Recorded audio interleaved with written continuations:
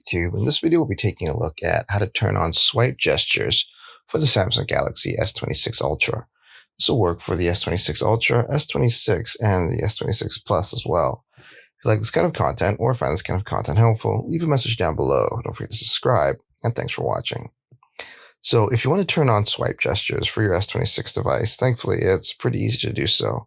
The first thing that you want to do is actually jump into your settings.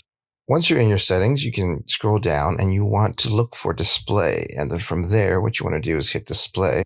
And then from there, what you want to do is scroll down and you want to look for navigation bar. And then from there, what you want to do is hit navigation bar.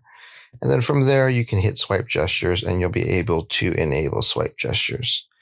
And there you have it, everyone. Just a quick tip on how to enable swipe gestures for the Samsung Galaxy S26 series of phones. If you like this kind of content or find this kind of content helpful, leave a message down below. Don't forget to subscribe, and thanks for watching.